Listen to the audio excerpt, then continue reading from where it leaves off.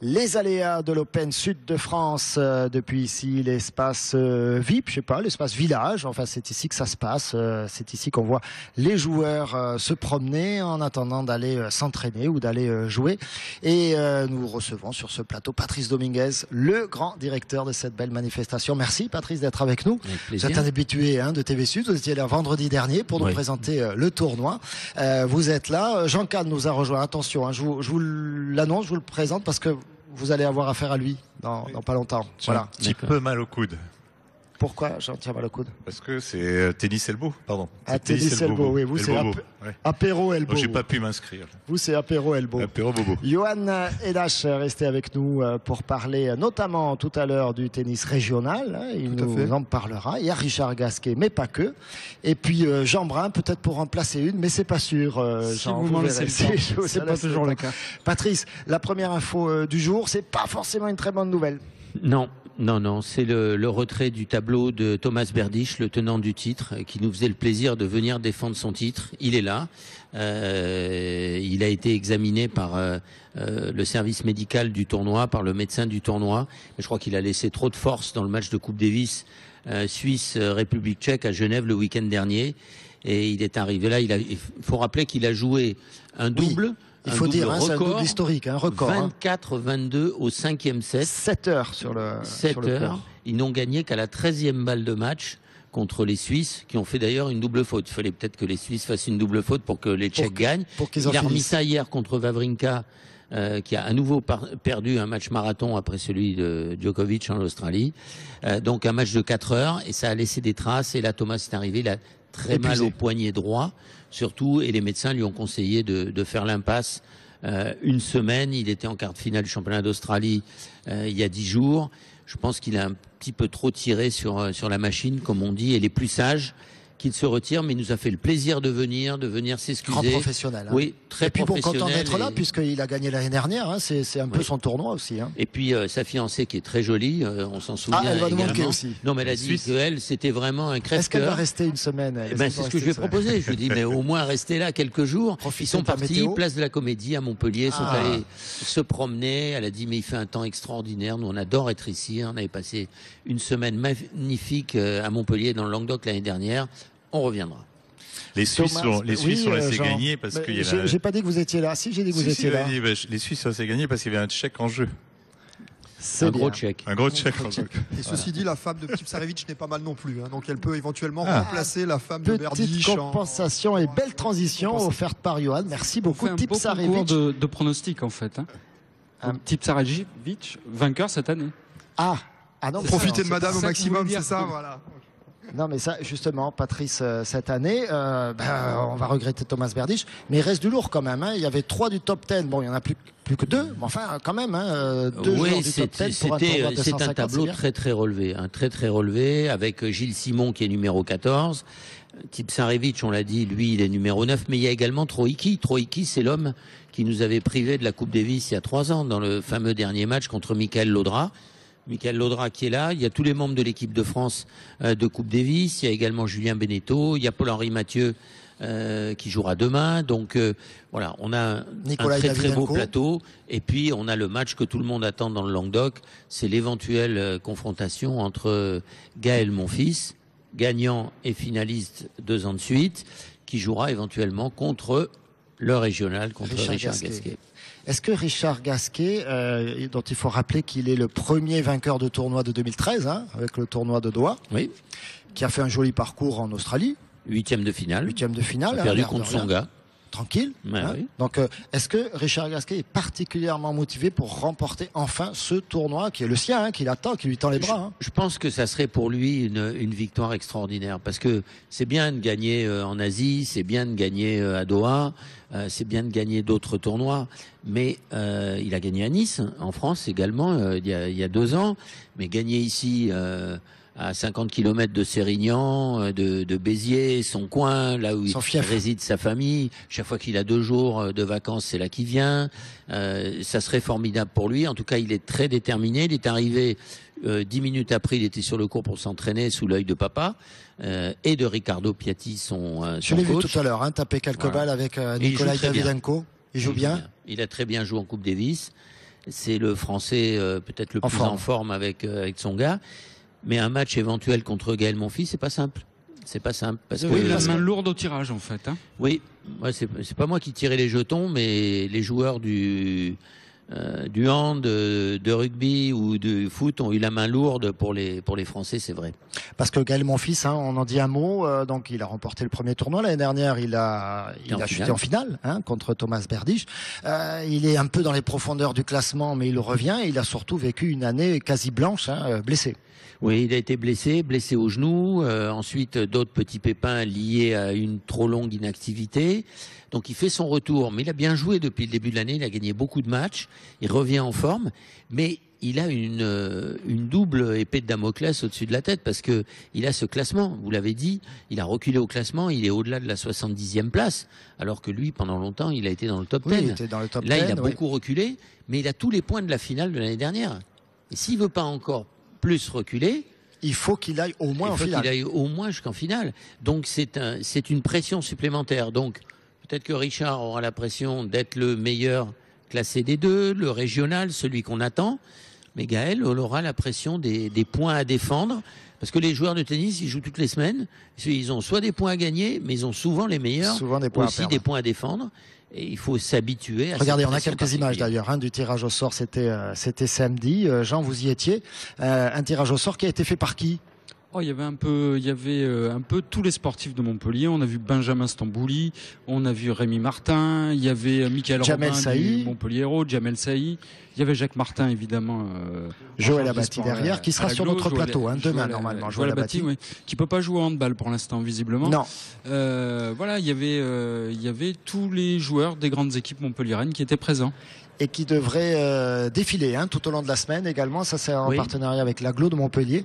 Il devrait faire un tour. Demain, il y aura les footballeurs, c'est ça ? Alors, tous les jours, entre 16h30 et 17h30, il y a une équipe qui vient. Aujourd'hui, écoutez, ce sont les basketteuses de l'AD qui sont passées. Demain, ce sont les footballeurs du Montpellier Hérault avec René Girard. Après-demain, de mémoire, c'est le Montpellier Hérault Rugby. Et ensuite, ce seront les handballeurs. Encore un mot, Patrice, sur le positionnement de ce tournoi. On sait qu'il y a un ATP 250 également. Ce sera dans 2 semaines à Marseille, avec votre ami Jean-François Cojol. Ces tournois, parmi ces tournois ATP 250, finalement, celui de Montpellier, le tournoi Sud de France, se débrouille pas mal quand même, parce qu'il y a du bon niveau, jeune, c'est pas facile. C'est le plus jeune de tous. Il y en a 4 en France. Il y a l'Open de Moselle qui est en septembre. Il y a l'Open de Nice, qui est juste avant Roland-Garros. Il y a Marseille, l'Open 13, vous l'avez dit, et puis il y a le petit nouveau qui est l'Open Sud de France. Donc on peut pas prétendre égaler un tournoi comme celui de Marseille, mais je pense qu'on est déjà, sans diminuer les autres, largement devant le Moselle Open ou l'Open de Nice. On a une très bonne date dans le calendrier, on a augmenté le nombre de partenaires, on a surtout un outil qui est extraordinaire, c'est la Park & Suite Arena, parce que honnêtement, c'est la plus belle salle aujourd'hui. Je ne dis pas ça parce qu'on est là, on est à l'intérieur, mais on voit bien qu'on peut l'optimiser au maximum. Cette année, on a installé 4 cours à l'intérieur. Il n'y a aucune autre salle au monde qui permet d'avoir 4 cours en état, plus toutes les animations. D'ailleurs, tous ceux qui viendront cette semaine verront qu'ils peuvent tester la vitesse de leur service avec un radar. Sans limitation de vitesse ici, on est à l'intérieur. Il y a des jeux sur cible, il y a des mini-tennis. Même avec le radar, nous, avec Jean, on n'est pas prêt de franchir les limitations. Il faut y aller. Moi, je vous propose d'aller faire un petit sujet et puis de vous tester. On va se tester, d'accord. Tester. Déjà dépasser les 100 à l'heure, on se dit que c'est facile, alors que les meilleurs servent à 220, 230. Mais ça sera amusant de voir ce que vous faites. Alors, ce qui est intéressant, ce qui est pas intéressant, ce qui est très important pour le public qui nous regarde, c'est que effectivement, on peut regarder ça avec nos collègues de Canal+, Sport+, à la télé, mais il faut en profiter pour venir voir, parce que ça permet, en se baladant là, d'aller au plus près de ces grands joueurs. Oui, donc, de voir les matchs, le tennis, c'est à venir voir de voir les gammes, de voir les gammes. Et ça, c'est je pense que c'est une expérience unique. J'ai eu la chance de diriger le tournoi de Monte-Carlo pendant des années et on pouvait aussi approcher les joueurs, se mettre derrière les grillages. Et pour les enfants, on est quasiment complet. Hein. Je crois qu'il reste plus que 400 places sur les plus de 7000 de l'Arena mercredi. Mais il faut venir. On trouvera toujours le moyen de faire entrer tout le monde, de voir les entraînements. Parce que c'est à l'entraînement qu'on voit le professionnalisme, le coup d'œil, le jeu de jambes, la qualité de frappe et tout ça. Et la capacité qu'ils ont, ces joueurs, évidemment, vous direz c'est la moindre des choses, mais à taper la balle, à répéter, c'est comme les gammes, faire ses gammes, comme des musiciens. Alors ça c'est pour le public, hein, mais dans ce public il y a. Alors j'aurais une petite surprise, des pardon, je vous interromps, mais je peux faire aussi, si vous me réinvitez, un match à poil avec le partenaire. Un match à poil, c'est très particulier. C'est-à-dire, il n'y a aucun risque, mais je l'ai déjà fait à plusieurs reprises, même sur une grande place à Paris. Un match à poil. Ça peut être amusant. Le son est très différent. Parce que je sais qu'il y a beaucoup de. Et le coup droit et le revers aussi. D'accord. Et que vous me tendez la perche, tant pis, c'était pas la séquence qui était prévue. Quand tendre la perche, c'est pas un jeu de mots. Hein, non, mais on va passer aux questions du professeur Jean Kahn. Donc c'est quand que nous faisons ce... Quand vous voulez. Moi, je suis là tous les jours. Je suis là tous les jours jusqu'à la fin. Okay. Je vais voir, je vais regarder mon agenda. Mais vous savez, quand même... on va le mettre à nu quand même. Oui, je vais le mettre à nu, puisque cher professeur, j'ai appris que l'autre jour, dans l'émission que vous avez fait, il est très fidèle, 26 ans de mariage avec Sandrine. On va également rappeler que vous avez une fille qui bosse avec vous. Hein, oui. En ce moment, là. Ici, elle fait, là. Oui. Elle prend des photos. Elle est photographe, mais ici, elle s'occupe de l'accueil des joueurs. Elle est aux petits soins pour tous les joueurs. C'est-à-dire que les joueurs arrivent, ils ont un problème de blanchisserie, ils ont un problème de transport, ils ont un problème de réservation d'avion, de train, une voiture pour entrer à l'hôtel, pour aller faire des courses, pour leur Madame femme. Orchestre. Voilà. Elles sont trois, hein. Alison, Daniel et Léa. Donc on rappelle, hein, capitaine de l'équipe de France, numéro 1 français pendant combien d'années, une année, 2 années? C'est lointain. 3 années, je sais plus, pas grave. Hein. Oui, mais nous on y était, on s'en souvient avec Jean. Moi j'étais à Roland à l'époque. À Roland, il était à Roland. C'était des finales qui duraient 2 heures et de plus que 2 heures. C'était Borg-Villas à l'époque. Oh là là, les coups de soleil qu'on prenait. Et il avait déjà pas beaucoup de cheveux. Si, à l'époque, il a entraîné Lecomte, il a un petit peu 100 €. Et nous allons passer à la question coquine, parce qu'il y a toujours une question coquine dans vous vouliez jouer à poil en tennis. Donc, est-ce que vous préférez le lob story, ou avoir les balles de match, ou alors être net? Être net, c'est toucher la bande. Hein. La bande, c'est quand même filet. Ou faire un revers. Ou lui faire un revers. En amour, hein, pas en tennis. En amour, oui. Oh, je préfère le lob story. Hein. Ah, c'est joli, c'est bien ce que je pensais. Bah oui. Il y a eu un film d'ailleurs avec le fils de Dean Martin qui a été tourné à Wimbledon, Dino Martin, qui s'appelait Love Story. Ah, ouais. Et ouais, c'était une histoire. Après, il y a eu un magnifique film récemment de Woody Allen qui s'appelait The Scoop, je crois, et dont une grande partie de l'énigme a été tournée également sur les cours de Wimbledon. Donc le tennis a toujours inspiré les... C'était match point. Vous changez une lettre... match point, effectivement. Match point, exactement. Il suffit de changer une lettre. Hein. Avec la fabuleuse Scarlett Johansson, entre autres. La fabuleuse. Et notre consultant tennis est très sensible au charme féminin, comme tous, je pense, sur ce plateau. Écoutez, nous... Et sans filet. Nous, on est pour le mariage pour tous. Voilà. Nous avons joué sans filet. Sans filet. Bon. Vous êtes satisfait de la réponse de Patrice Dominguez? C'est bien. Vous êtes fidèle. Tout va bien? Allez, il me reste 2 minutes, on y revient un petit peu après, mais Johan est avec nous, il est entraîneur régional. Je me tourne vers lui. Comme porte-drapeau du tennis d'ici, de chez nous, on a quand même dans le top 10, hein, on a Richard Gasquet, on l'a dit. Tout à fait. Est-ce qu'il y en a d'autres qui arrivent derrière? On sait que c'est difficile. Hein. Vous avez Fabrice Martin, qui est encore en phase de qualification, qui est dans les 300 meilleurs joueurs. Qui a fait les qualifs ici, hein. Tout à fait, qui fait partie des 300 meilleurs joueurs mondiaux.